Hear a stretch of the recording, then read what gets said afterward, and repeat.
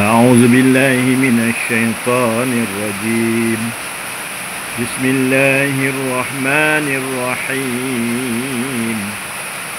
قل أئنكم لتكفرون بالذي خلق الأرض في يومين وتجعلون له أندادا ذلك رب العالمين. وجعل فيها رواسي من فوقها وبارك فيها وقدر فيها أقواتها في 4 أيام سواء للسائلين.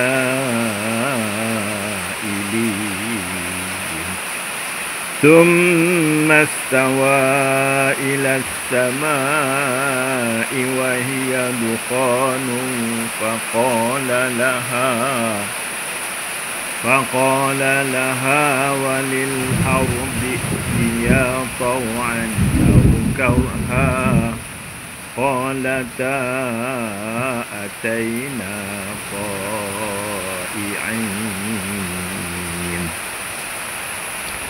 فقضاهن 7 سماوات في يومين وأوحى في كل سماء أمرها وزينا السماء الدنيا بمصابيح وحفظا ذلك تقدير العزيز العليم.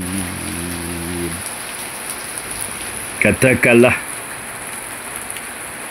apakah kamu kufur terhadap Tuhan yang mencipta bumi dalam masa 2 hari dan kamu jadikan baginya sekutu-sekutu? Demikianlah dia Tuhan sekalian alam. Dan dia menjadikan padanya gunung ganang di atasnya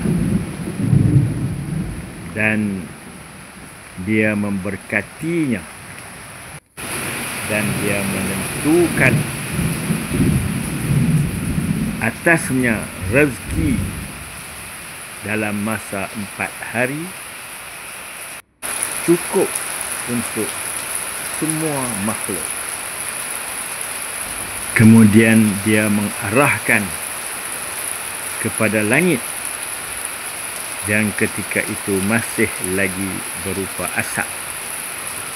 Maka dia berkata kepada langit dan juga kepada bumi, datanglah kamu berdua kepadaku dengan sukarela ataupun terpaksa. Berkatalah langit dan bumi, kami datang kepada engkau dengan sukarela.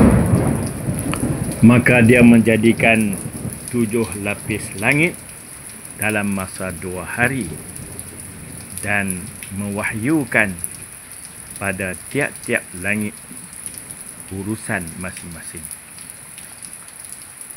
Dan dia menghiaskan langit yang pertama dengan lampu-lampu dan menjaganya. Demikianlah ketentuan dari Tuhan yang Maha Perkasa lagi Maha Bijaksana. Surah Fussilat ayat 9 hingga ayat 12. Wallahu a'lam.